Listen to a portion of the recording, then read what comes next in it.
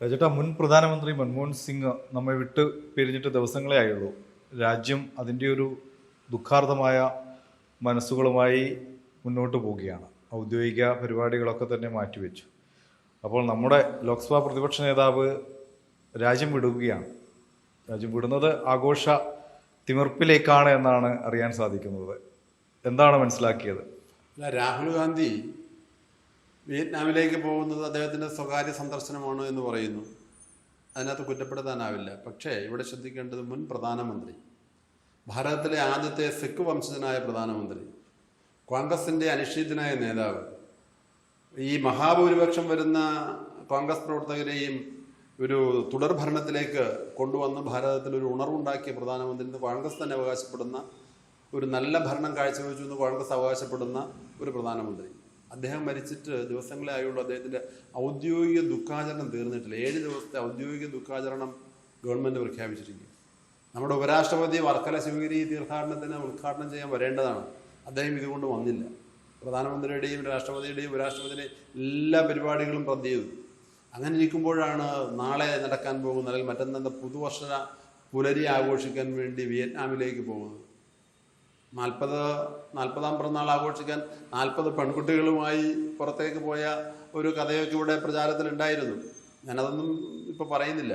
പക്ഷേ എത്ര അപക്വമായ ഒരു പക്വതയില്ലായ്മ അദ്ദേഹം കാണിക്കുന്നു എന്നുള്ളതാണ്. ഇങ്ങനെയൊരു പ്രതിപക്ഷ നേതാവിനെ എത്ര കാലം ഭാരതത്തിൽ സഹിക്കാനാവും? ഒരുതരം കോമാളി വേഷം കിട്ടുന്ന, അല്ലെങ്കിൽ ആ ബാലചാബല്യം മാറാത്ത, കൗമാരത്തിൻ്റെ എല്ലാ അനുഭവങ്ങളും അയാൾ അനുഭവിച്ച ആളാണ്, അനുഭവിക്കുന്ന ആളാണ്. വായിൽ ജനിച്ചപ്പോഴേ സ്വർണ്ണക്കരണ്ടിയുമായിട്ട് ജനിച്ച ആളാണ്. പക്ഷെ ഇവിടെ ഉത്തരവാദിത്തമുള്ള ഒരു പ്രതിപക്ഷ നേതാവിൻ്റെ ചുമതല ഇപ്പോൾ ഉണ്ട്. വെറൊരു MP അല്ല. ലോകം കണ്ട ഏറ്റവും വലിയ ജനാധിപത്യ രാഷ്ട്രം ഭാരതം, അതിൻ്റെ പ്രതിപക്ഷ നേതാവാണ്. ഭരണഘടനയുടെ കാവലാളായിരിക്കേണ്ട ആളാണ്. അവിടെയാണ് നമ്മൾ ശ്രദ്ധിക്കേണ്ടത്. ഇവിടെ ഒരു പ്രധാനമന്ത്രി മരിച്ചതിൻ്റെ ഔദ്യോഗിക ദുഃഖാചരണം നടക്കുന്ന സമയത്ത് ഒരു സ്വകാര്യ സന്ദർശനത്തിന് വേണ്ടി വിയറ്റ്നാമിലേക്ക്, മാത്രമല്ല മൻമോഹൻ സിംഗിനെ കേന്ദ്ര സർക്കാർ അവഗണിച്ചു എന്ന തരത്തിൽ കോൺഗ്രസിന്റെ ഭാഗത്തുനിന്ന് വലിയ വിമർശനങ്ങളും അവരുടെ പ്രതിഷേധവും ഒക്കെ കണ്ടതാണ്. അതിനിടയിലാണ് രാഹുലിന്റെ ഭാഗത്തുനിന്ന് ഇങ്ങനെയൊരു നടപടി ഉണ്ട്. അല്ല, ശരിക്കും ആ വാദം തന്നെ, കോൺഗ്രസിനെ അവഗണിച്ചു എന്ന വാദം തന്നെ തെറ്റാണ്. വാസ്തവത്തിൽ ആ പ്രധാനമന്ത്രിയായിരുന്ന മൻമോഹൻ സിംഗിനെ അവഹേളിക്കാൻ കരുതിക്കൂട്ടി യാതൊരു അവഹേളനവും കൂടാതെ നിശ്ചലമായി, അല്ലെങ്കിൽ അതൊരു വളരെ ഭംഗിയായി നടക്കേണ്ട ഒരു ചടങ്ങ് ഗവൺമെൻറ്, കേന്ദ്ര സർക്കാർ അത് പട്ടാളത്തെയാണ് ഏൽപ്പിച്ചത്.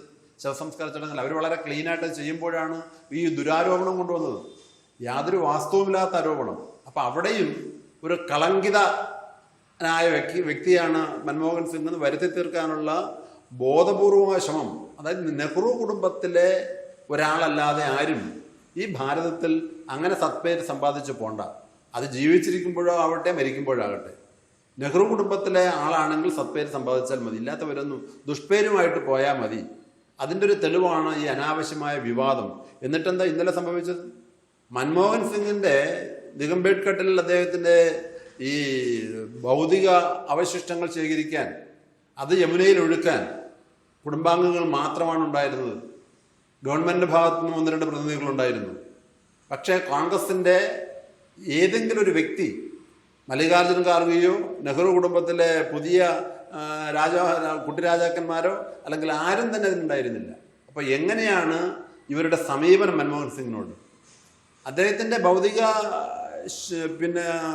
ശരീരം വിട്ടുപോയതിനു ശേഷം അവിടുന്ന് ആ നിബഞ്ജനത്തിന് വേണ്ടി എടുത്ത ചാരവും എല്ലാം, ഭൗതിക അവശിഷ്ടങ്ങൾ, അതിങ്ങനെ യമുന കട്ടിലിങ്ങനെ നിബഞ്ജനം ചെയ്യുമ്പോൾ ഒരാളെങ്കിലും പേരിന് സോണിയയോ അവരുടെ മക്കളോ മരുമക്കളോ അല്ലെങ്കിൽ ആരെങ്കിലും ഒരാൾ, എന്തിനേറെ കോൺഗ്രസിന്റെ ഏതെങ്കിലും ഒരു പ്രവർത്തക സമിതി അംഗത്തെയെങ്കിലും. സത്യത്തില് ഈ രാഹുൽ ഗാന്ധിയെ ഉപദേശിക്കാൻ ആരും ഇല്ലാത്തതാണോ, അല്ലെങ്കിൽ ഉപദേശം കേൾക്കാത്തതാണോ? ഉപദേശിക്കാൻ ആരും ഇല്ലാത്തതുകൊണ്ട് രാഹുൽ ഗാന്ധി ഉപദേശിക്കേണ്ട ആവശ്യമില്ല. കാരണം ഇയാൾ രാജാവല്ലേ, മഹാരാജാവല്ലേ. നെഹ്റു കുടുംബത്തിലെ തായ്വഴി സമ്പാദിച്ചെടുത്ത ആ ഒരു എന്താ പറയുക, രാജ്യാധികാരം, ഏകാധിപതിയുടെ എല്ലാ മട്ടും ഭാവവും ഉള്ള ഒരു ആളല്ലേ. അതെന്താ ആരാ ഉപദേശിക്കണം കേട്ടോ? മൻമോഹൻ സിംഗിന്റെ മുമ്പിൽ വെച്ചല്ലേ ആ രേഖകൾ വലിച്ചേറിയത് ഒരിക്കല്. പ്രധാനമന്ത്രി ആക്ഷേപിക്കാൻ ഇതിനകത്ത് വേറെ എന്തെങ്കിലും വേണോ? ആളെന്ന് പ്രതിപക്ഷ നേതാവല്ല, MP ആണ്. സ്വന്തം പ്രധാനമന്ത്രിയുടെ നിർദ്ദേശം ഉള്ള അല്ലെങ്കിൽ അദ്ദേഹത്തിന്റെ ഏതോ ഉത്തരവടങ്ങുന്ന ആ ഗവൺമെന്റ് ഉത്തരവിനെ വലിച്ചു കീറാനുള്ള ധൈര്യം കാണിച്ചത് വേറെ ആരെങ്കിലും ആണെങ്കിൽ ഇത് പ്രതിപക്ഷം കാണിച്ചിരുന്നെങ്കിലോ? ഇന്നിപ്പം പാർലമെന്റിൽ നടക്കുന്ന ചർച്ചകൾ എന്താ? ക്രിയാത്മകമായ ഏതെങ്കിലും ചർച്ചയ്ക്ക് രാഹുൽ ഗാന്ധി പാർലമെന്റിൽ നേതൃത്വം കൊടുക്കുന്നുണ്ടോ? ഒന്നുമില്ല. പാർലമെന്റിൽ അടിമുടി ബഹളമാണ്. പാർലമെന്റ് സമ്മേളിച്ചാൽ ഉടൻ ഇല്ലാത്ത കാര്യങ്ങൾ എന്തെങ്കിലും പറഞ്ഞിട്ട് വസ്തുതകളൊന്നുമില്ലാത്ത, ഒരു കാര്യവുമില്ലാത്ത ഏതെങ്കിലും പരട്ട പ്രശ്നങ്ങൾ ഉയർത്തിപ്പിടിച്ചുകൊണ്ട് പാർലമെന്റ് സ്തംഭിപ്പിക്കുന്ന ഒരു നിലപാടാണ് കോൺഗ്രസ് കുറെ കാലമായി എടുക്കുന്നത്. ഭാവാത്മകമായ ഒരു ചർച്ചയും, ഞാനും നിങ്ങളും ഇവരെ തിരഞ്ഞെടുത്തേക്കുന്നതിന് ഭാവാത്മകമായ ജനാധിപത്യത്തിന്റെ സമ്പന്നവും സമ്പുഷ്ടവുമായ ചർച്ച നടക്കണം. അതിലൂടെ നിയമനിർമ്മാണം നടക്കണം. ആ ഭാവാത്മകവും സമ്പന്നവുമായ ചർച്ചകൾ നടത്താൻ ഇതുവരെയെങ്കിലും കോൺഗ്രസ് തയ്യാറായിട്ടുണ്ടോ? ഇവർ ഉയർത്തുന്ന ബാലിശമായ വാദങ്ങൾ അതേതെങ്കിലും തരത്തിൽ ഇന്ത്യയുടെ, ഭാരതത്തിന്റെ ഒരു പുരോഗതിയെ ലക്ഷ്യമിട്ടുള്ളതുകൊണ്ടാണോ? വെറും സ്വാർത്ഥതയ്ക്ക് വേണ്ടി കൊച്ചു കൊച്ചു കാര്യങ്ങൾ, ഗതിയില്ലാത്ത ചില കൊച്ചു പിള്ളാരുകളി പോലെ പറഞ്ഞു കളയേണ്ട കാര്യങ്ങളെ ഉയർത്തി കാണിച്ചുകൊണ്ടാണ് പാർലമെന്റിൽ ബഹളമുണ്ടാക്കുന്നത്. BJPയുടെ ഭാഗത്തു നിന്നും ഈ ഒരു യാത്ര വിമർശനങ്ങൾക്ക് വഴിവെക്കും എന്നുള്ള കാര്യം ഉറപ്പ്. തീർച്ചയായിട്ടും BJP അത് ഇപ്പോൾ തന്നെ ഉയർത്തിയിട്ടുണ്ട്. BJP ഭരണകക്ഷി ആയതുകൊണ്ട് മാത്രമല്ല, ഒരു ഉത്തരവാദിത്തപ്പെട്ട രാഷ്ട്രീയ പാർട്ടി എന്ന രീതിയിൽ ഒരു പ്രതിപക്ഷ അല്ലെങ്കിൽ ഒരു മുൻ പ്രധാനമന്ത്രിയുടെ ഔദ്യോഗിക ദുഃഖാചരണം നടക്കുന്ന സമയത്ത് ആ പ്രധാനമന്ത്രി നയിച്ചിരുന്ന പാർട്ടിയുടെ നേതാവ് തന്നെ, ഇന്നത്തെ പാർലമെന്റിലെ പ്രതിപക്ഷ നേതാവ് തന്നെ, അദ്ദേഹം ഈ പുതുവത്സരാഘോഷം ആഘോഷിക്കാൻ വേണ്ടി അതിന് തിമിർത്താടാൻ വേണ്ടി ആ ദുഃഖാചരണമൊക്കെ മാറ്റിവെച്ചിട്ട് പോവുക എന്ന് പറഞ്ഞാൽ എന്തേ 2 ദിവസം കഴിഞ്ഞ് പോയാൽ പോരെ? അപ്പോൾ ആഘോഷിക്കാൻ തന്നെയാണ് പോയത്. ഈ സമയത്ത് പുതുവത്സരം ആഘോഷിക്കാൻ തന്നെയാണ് പോയത്. സത്യത്തിൽ ആഘോഷിക്കാൻ വയനാട്ടിലേക്കാണ് വരേണ്ടത്. അതാണ് വയനാട്ടിലാണ് വരേണ്ടത്. വയനാട്ടിൽ ഉദ്ദേശിക്കൊന്നും കിട്ടത്തില്ലല്ലോ. അതെ അതെ, വയനാടാണല്ലോ ഇപ്പോ കുടുംബത്തിന്റെ ഒരു ഏക ആശ്രയം. ഇന്ത്യയിലാകെ എല്ലാ ഭാഗത്തുനിന്നും ചുരുട്ടിക്കെട്ടി ഇപ്പോൾ വയനാട്ടിൽ കൊണ്ട് അത് പറയുന്നുണ്ട്. ഈ കമ്മ്യൂണിസ്റ്റ് പാർട്ടി വേസ്റ്റാണ്, എല്ലാ ഭാഗത്തും ഇന്ത്യയിൽ നിന്നെല്ലാം തൂത്ത് ഇങ്ങനെ താഴെ ഏറ്റവും കൊണ്ട് ഇങ്ങനെ ഒതുക്കി വെച്ചിരിക്കാന്ന് പറഞ്ഞാൽ മതി. കോൺഗ്രസിനെ അവിടെ നിന്നെല്ലാം തൂത്ത് നെഹ്റു കുടുംബത്തിനെ ഇങ്ങനെ കൊണ്ട് വയനാട്ടിൽ കൊണ്ട് വെച്ചേക്കാണ്. കേരളത്തിൽ ഈ 2 മാലിന്യങ്ങളെയും കേരളം ഇങ്ങനെ സ്വീകരിച്ചു വെച്ചിരിക്കുക. കേരളത്തിന് ഇഞ്ചിഞ്ച് മുന്നോട്ട് പോകാൻ പറ്റാത്ത ഈ മാലിന്യത്തിന്റെ വലിയ ശേഖരണം ഉള്ളത് കൊണ്ടാണ്. അപ്പൊ ഈ മാലിന്യമൊക്കെ മാറണം. അല്ല, വയനാട് വലിയ സുരക്ഷിത മണ്ഡലമൊന്നും അല്ല. സത്യത്തിൽ മലപ്പുറം ജില്ലയിലെ 2 മണ്ഡലങ്ങൾ കൂട്ടിച്ചേർത്തുകൊണ്ട് മാത്രമാണ് ഈ ഒരു വലിയ, തീർച്ചയായിട്ടും ഇസ്ലാമിക വോട്ടുകൾ, ഇസ്ലാമിക ഫണ്ടമെന്റലിസ്റ്റുകളുടെ വോട്ടുകൾ ഏറ്റവും കൂടുതൽ കടന്നു വന്നതുകൊണ്ട് മാത്രമാണ് കോൺഗ്രസിന്റെ സുരക്ഷിത മണ്ഡലമായത് മാറിയത്. പഴയ മണ്ഡലമായിരുന്നെങ്കിലും അത്ര സുരക്ഷിതമായിരുന്നില്ല. പഴയ കോഴിക്കോടാണ് അല്ലേ? പഴയ വയനാടായിരുന്നു. പക്ഷെ ഇപ്പോൾ നിലമ്പൂരും ഏറനാട് തുടങ്ങിയ അത് വയനാട്ടിലേക്ക് എത്തിയല്ലോ. അപ്പൊ ആ 2 നിയമസഭാ മണ്ഡലങ്ങളാണ് സത്യത്തിൽ UDF-നെ രക്ഷിക്കുന്നത്. അപ്പൊ ഇത് അതും കൂടി ഇല്ലായിരുന്നെങ്കിലും അതാണ് എവിടെയാണ് സുരക്ഷിത സ്ഥാനമുള്ളത്? പക്ഷെ ഇവിടെ ഇപ്പോഴും നമ്മൾ മനസ്സിലാക്കേണ്ടത്, രാഹുൽ ഗാന്ധി ഇന്ത്യൻ രാഷ്ട്രീയത്തിൽ ഇനിയും പിച്ചവെച്ച് നടക്കുന്ന ഒരു കുട്ടിയുടെ റോളേ ഉള്ളൂ.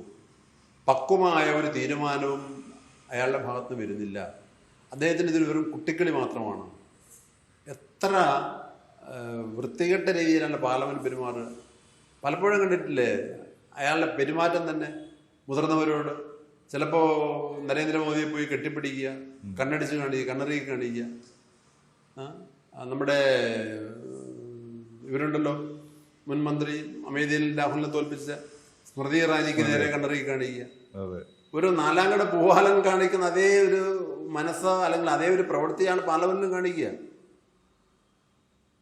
എനിക്ക് തോന്നുന്നു ഇന്ദിരാഗാന്ധിയുടെ പതനത്തിനൊക്കെ കാരണമായ സഞ്ജയ് ഗാന്ധിയുടെ അവതാര സ്വരൂപങ്ങളുണ്ടല്ലോ, വായിച്ചു വരുമ്പോൾ എനിക്ക് തോന്നുന്ന സഞ്ജയ് ഗാന്ധിയുടെ ഒരു പതിപ്പായിട്ട് രാഹുൽ മാറുന്നു എന്നുള്ളതാണ്. എന്തായാലും ഈ ജനാധിപത്യത്തൊക്കെ വിട്ട് അദ്ദേഹം പോയി തിരിച്ചു വരട്ടെ. ഇനിയെങ്കിലും അദ്ദേഹത്തിന് ബുദ്ധി വരുമോ പ്രാർത്ഥിക്കട്ടെ. ഒരിക്കലും ബുദ്ധി വരുമെന്ന് തോന്നുന്നില്ല. ശരി.